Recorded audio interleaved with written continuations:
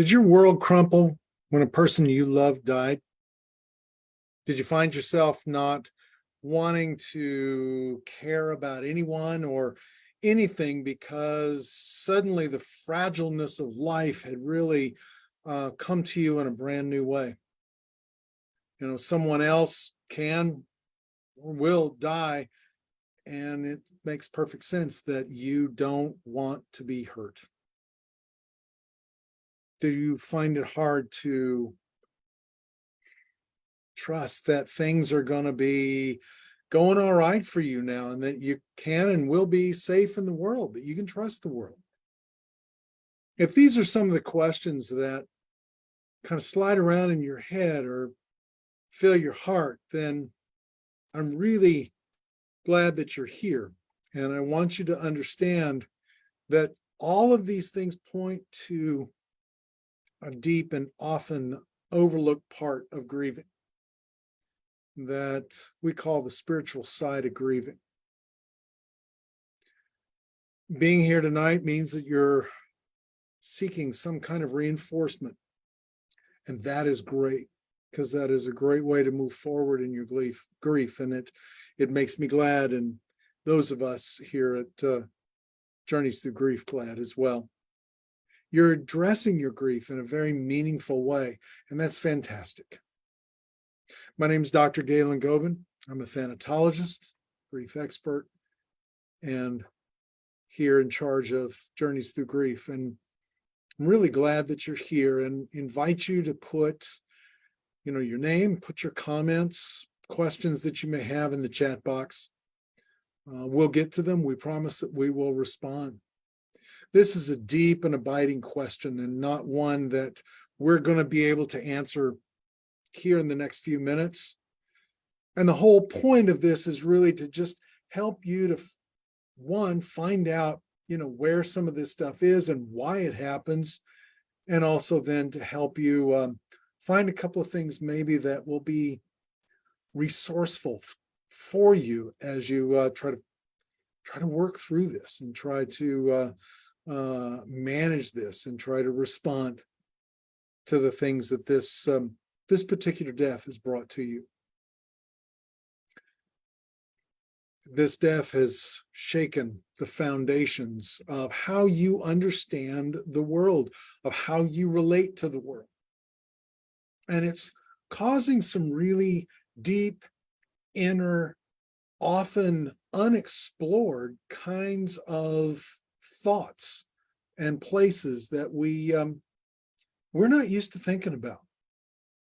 We wake up in the morning, we go through life, we know what to expect, we trust and believe how things are going to go about. It's just sort of this set of lenses and framework that we use to kind of make decisions about the world, categorize the world.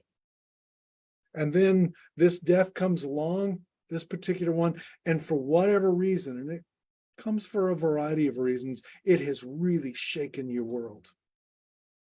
And those, as I mentioned, unexplored foundational thoughts have really, as my mom used to say, kind of great image, upset the apple cart.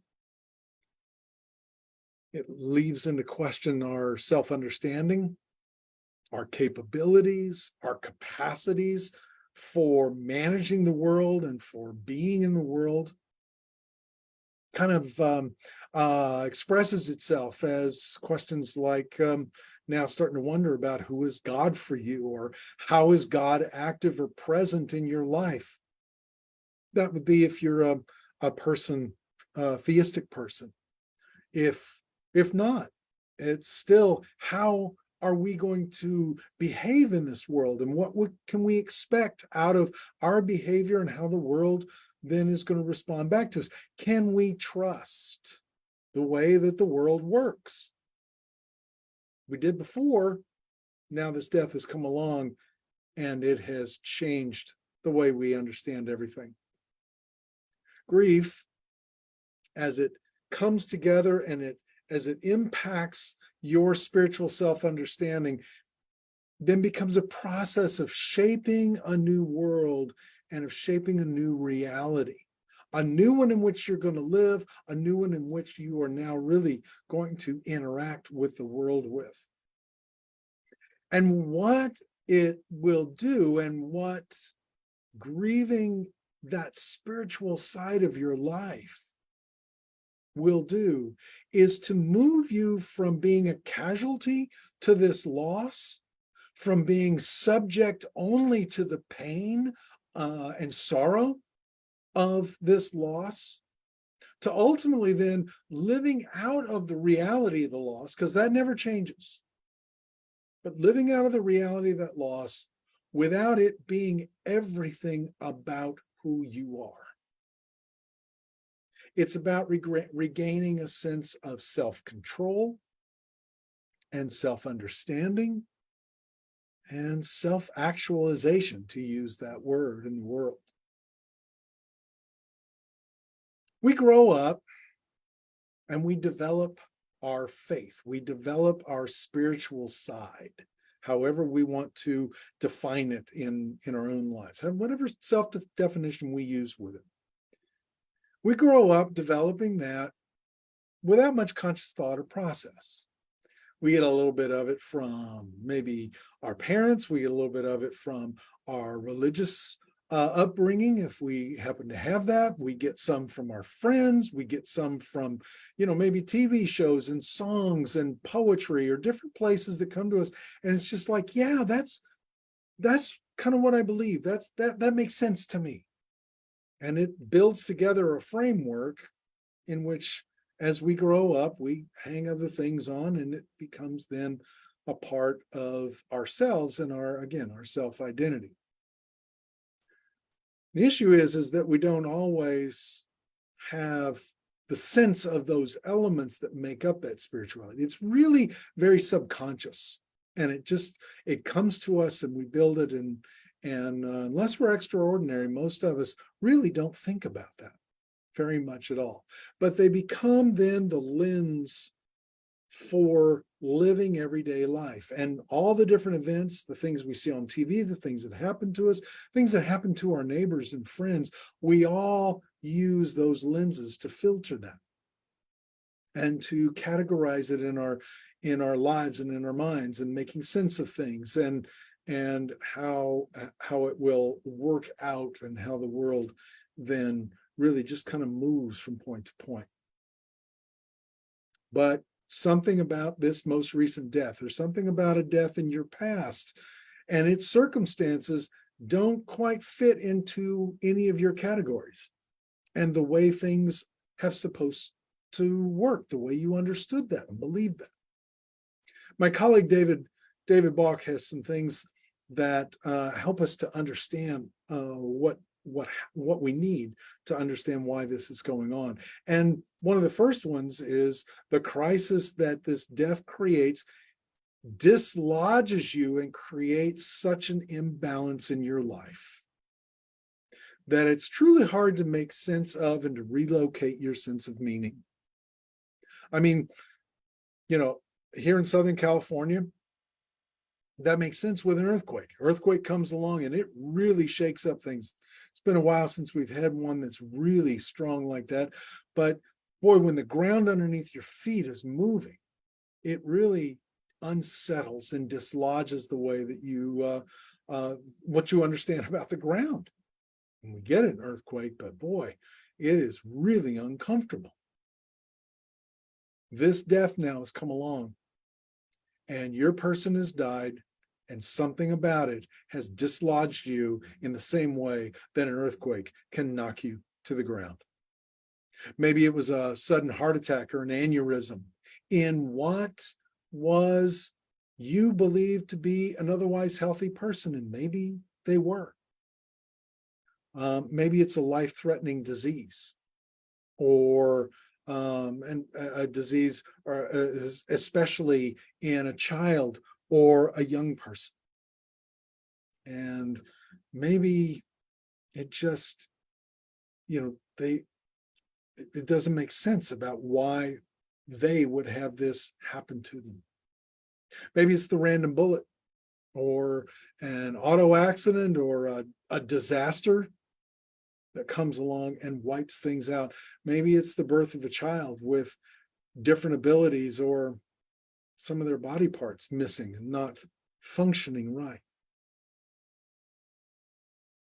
And it so dislodges us, and it so makes us so uncomfortable and calls into question so many things that we ask questions.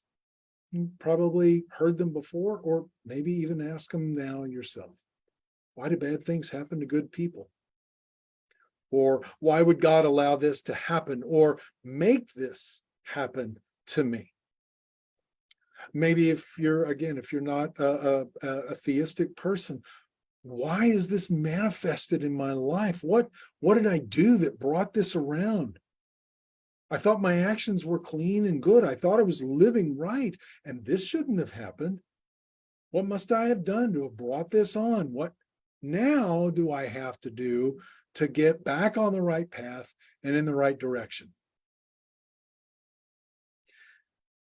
Grieving in the spiritual side of your life is about finding new ways of understanding and living, and of living out of this experience that becomes a part of your life and is not like, it can become the entire definition of your life. And a word I like to use for that is a word of integration. What we need to do is to integrate this loss into our life and integrate the spiritual understandings and the discomfort that it has brought into our life. What that word means, integration, is about combining or blending or fusing and creating something new and whole out of the pieces that were shattered and thrown and cast aside when the death occurred. I find it interesting that the Latin word for which we get the word integration means renewed or restored. And that's what we're doing as we work through this, as we do this processing of grieving this, the spiritual losses that this death has come and what it's brought for us. It's really a whole new way of being in the world.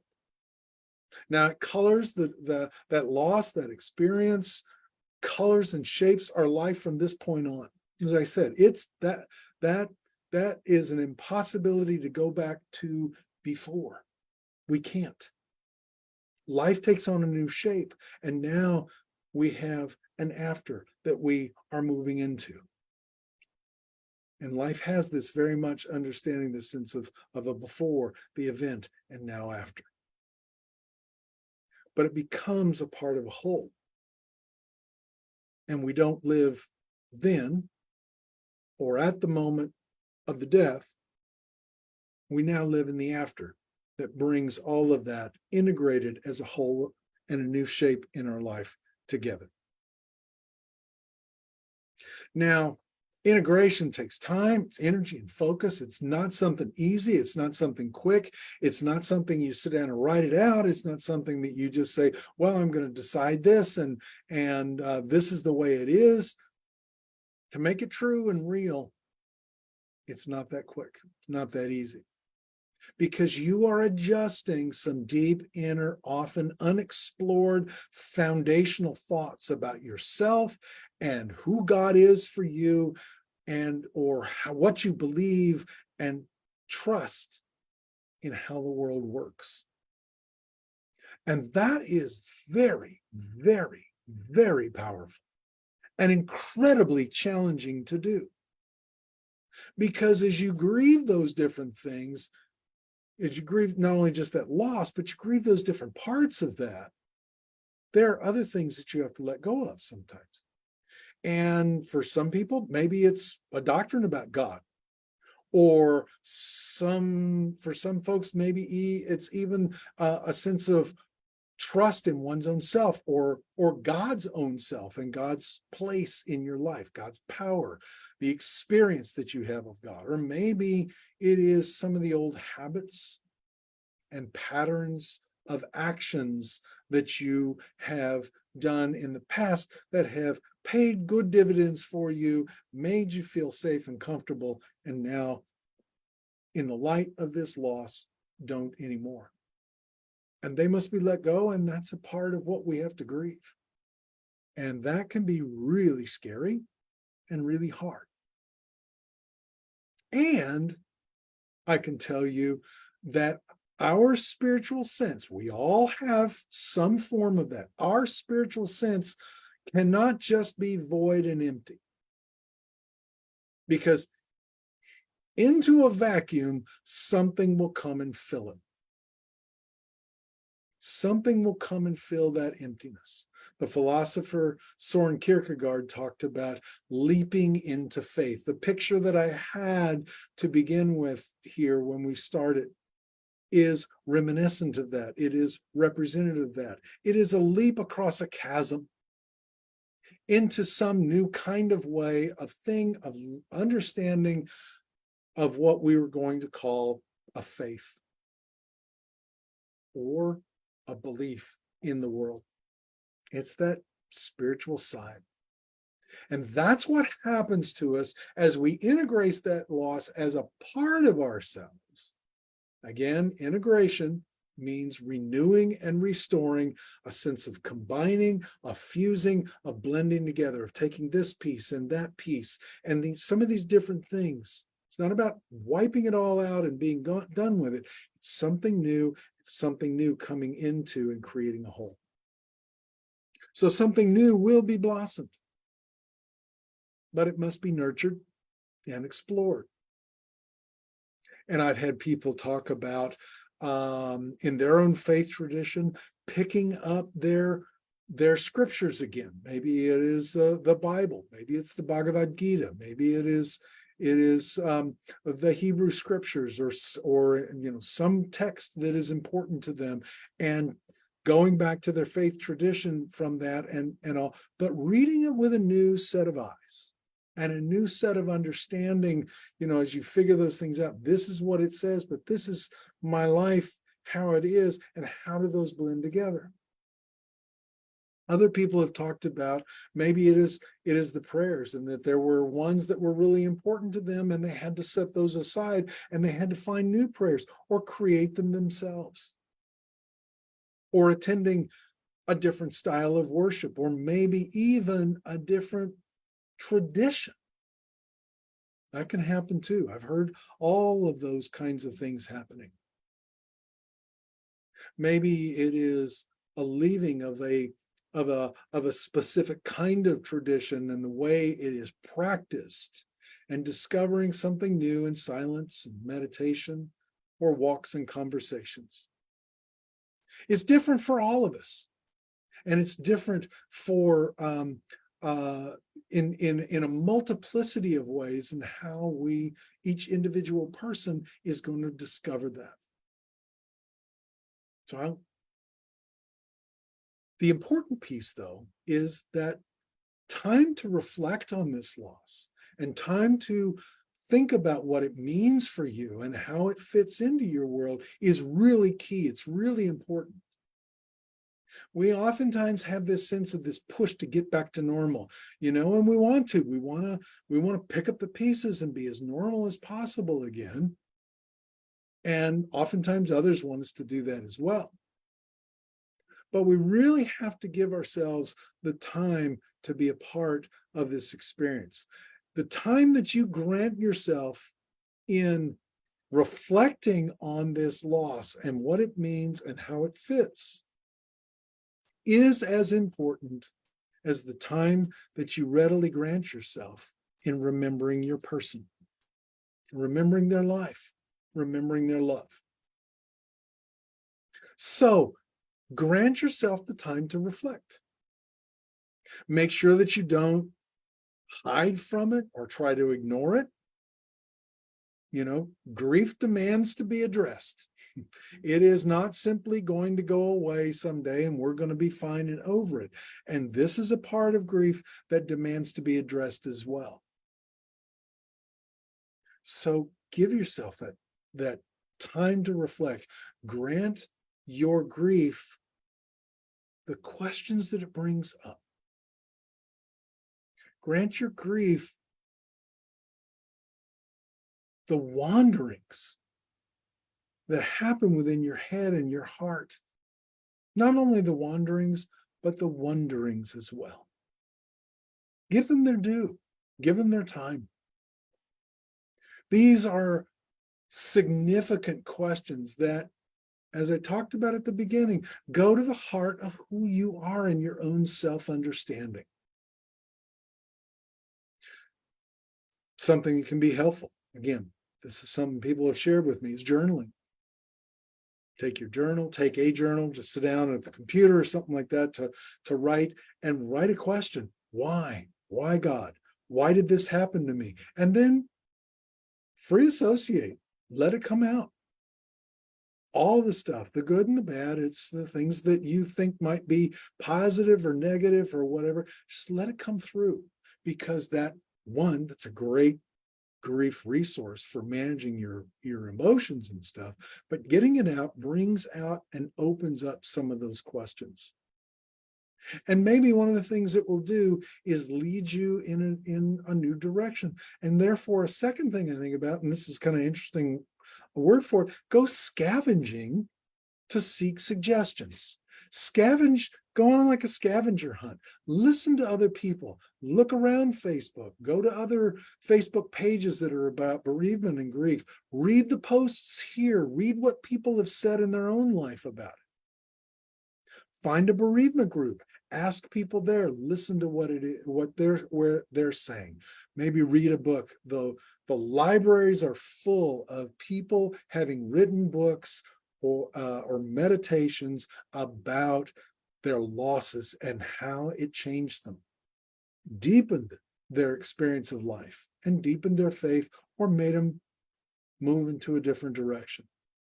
All you're doing in these things is like trying on a shirt or a suit or a pair of shoes or a blouse or something before you buy it. You try it on, you look at it, you see how it fits, and does this help me to make sense? And if it doesn't, get rid of it. If it does, hang on to it, explore it a little bit more. That'll be really, really helpful for you. Another thing then that you can do, on top of granting yourself the time to reflect, is to grant yourself permission to incorporate this loss. Your life's been changed. It's been changed forever. As I said, death will be that checkpoint or that marker in your life, and the reflection will help you to establish a new category in your life. And it will help this experience to come along and fit alongside some of the other great life moments and checkpoints that we have. Like, graduating from a school, graduating with a degree, getting married or divorced, birth of children, children moving out of the house, children moving back in the house, the death of a parent, or taking a new job, changing careers or something. All of these things are important life moments that can bring some of this stuff in. And this loss, when you work through and giving yourself permission to incorporate the loss, will help to fit into that category. That this is a life transition that I'm going through, and I'm learning things about myself and about the world about it, through it. It doesn't have to be what defines you.